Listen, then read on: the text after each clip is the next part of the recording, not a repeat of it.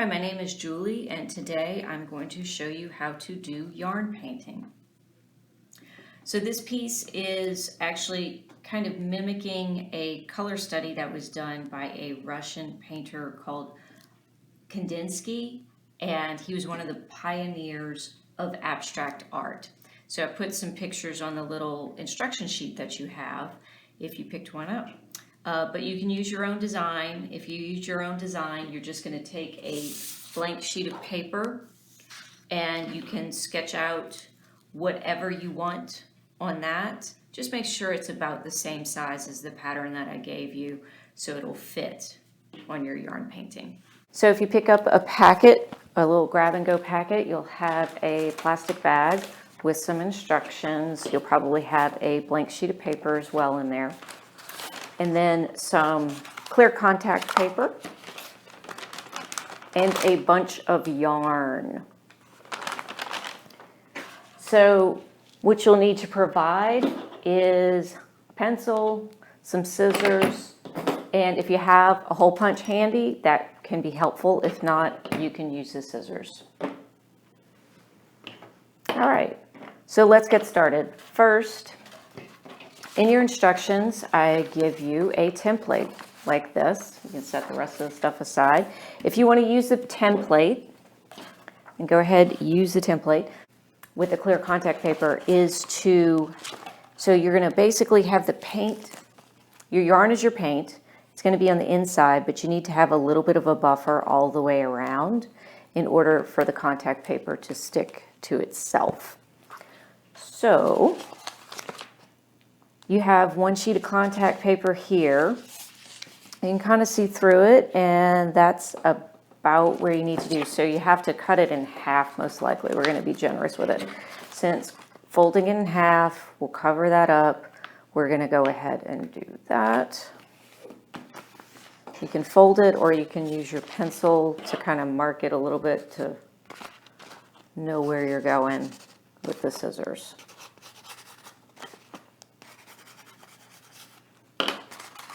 There you go. And just cut it in half.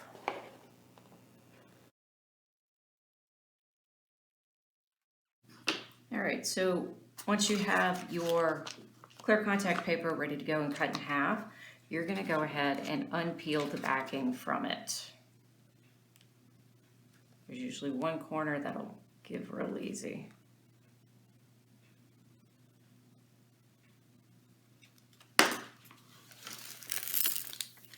Set the backing aside. You're going to do it sticky side up on top of your pattern here. And then take a little bit of your painter's tape. And you're going to tack a piece down at each corner.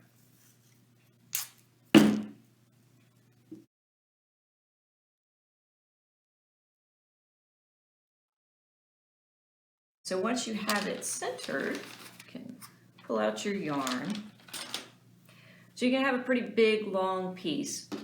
So on this one, before you get started, just make sure that you have at least one piece about, long enough to make a hanger. You can actually tie a piece here and here instead of running it through like I did, and that's fine. Just make sure you keep, it doesn't matter which color, just keep one long piece so you have a little hanger for it. So these are just guides. You can see through it, and you can start by, I'm just going to start with the orange and take a small bit here.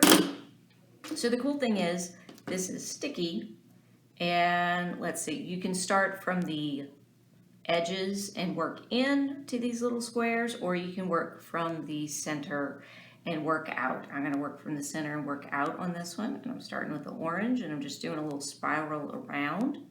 So the sticky will grab your yarn, but if you mess up, you can pull it right off. Like I dropped it down, don't worry, you can come up. So if you do small pieces, they're kind of hard to keep in place, so just be aware of that. I'm doing some longer ones, and if you go too long, you can trim it. If you went a little too short, you can add another piece to it. So I kind of like this, it's pretty forgiving. So this pattern was a color study done by Kandinsky, who was a painter, and he did all kinds of little circles and squares with different colors. So this was a simple, really easy way to get started. But if you go off and you do your own, you can draw whatever you want. Just make sure it's not too detailed, because yarn is not all that detailed unless you're going to make it really big. So I think I might loop around once more.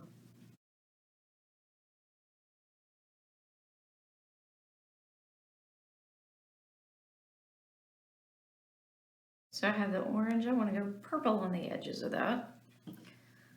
So I'm going to grab a bit of purple. So if you know exactly and precisely where you're going to put it down, and you know roughly how long you want, you can do a small piece. I think I'm going to do the edges, and I'm going to go around that whole square first, and then I might try to fill in. So again, you can cut the pieces how long you want them. So also, if you want, I could leave this where I don't fill in these little corners. It's essentially negative space, and we could leave it like that if we wanted.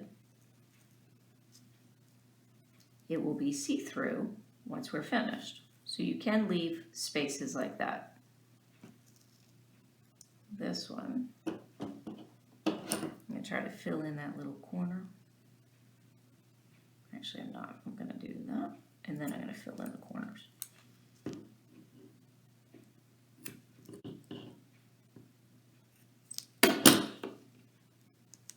So you will need those scissors handy.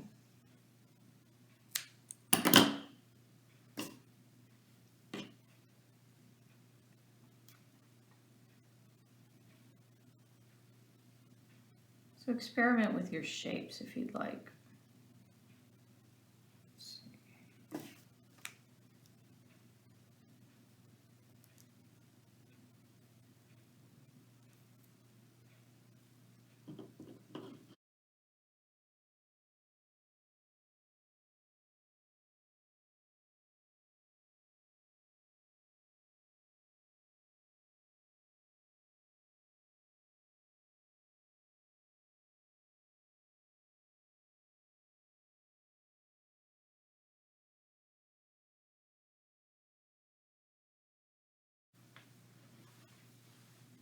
So for the next one, I went from the outside and worked my way in.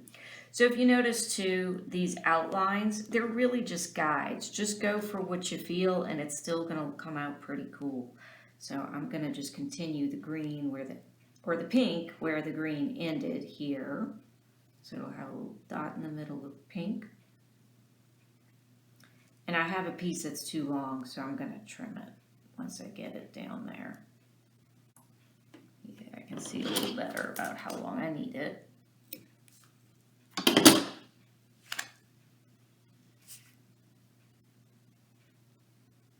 So it's really almost still too long. These squares kind of give you little grids to work within. But again, you can just swirl your yarn however you'd like. You can do curly cues to fill in the whole space if you'd like. All right, so once you have finished your design, be aware any of these tight curls will tend to pop up.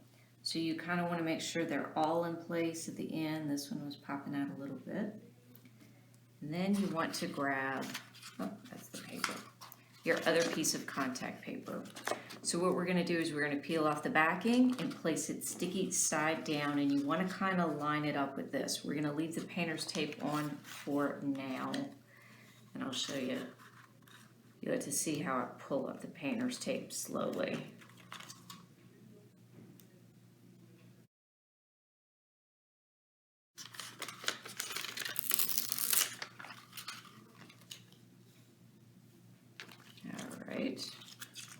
So you want to line it up so it's in the center. You're going to have a generous sides, you know, sticky side down on the edges.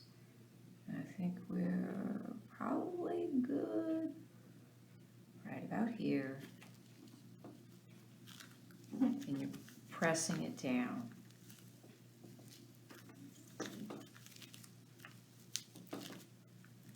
Okay, I got a little bubble here. And kind of work those out. Some of them are unavoidable. Just be aware. Just try to minimize the look of any of the little bubbles on the edge.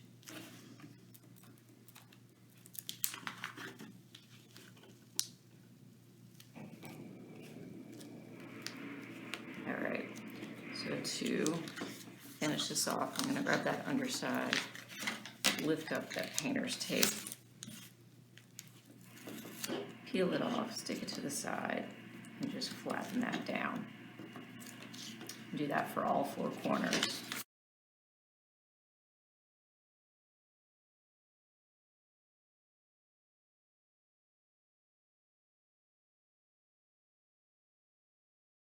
All right, so as you can see, it's not lined up perfectly here along the edges. That's okay.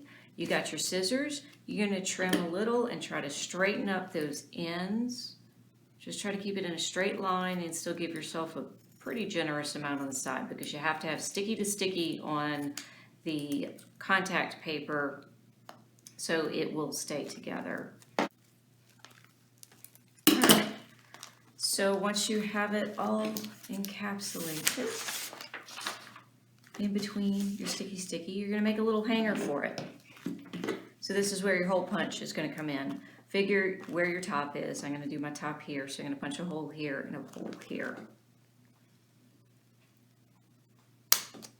So if you don't have a hole punch, you can bend this in half and use your scissors and just make a little bitty snip, and that should be enough to stick a piece of yarn through.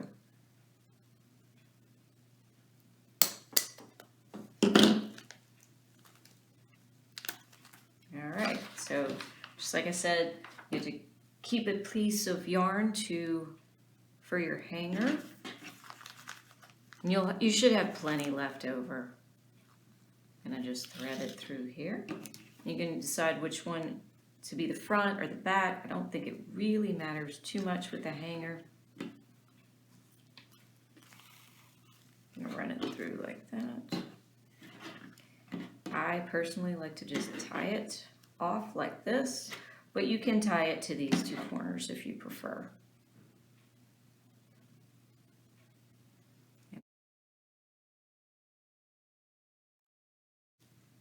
And then just trim it off.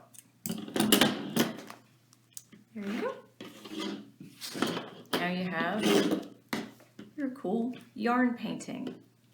So it's something you can make with scraps whenever you like. If you got a bunch of scrap yarn and a little bit of contact paper, you can make some really cool artwork.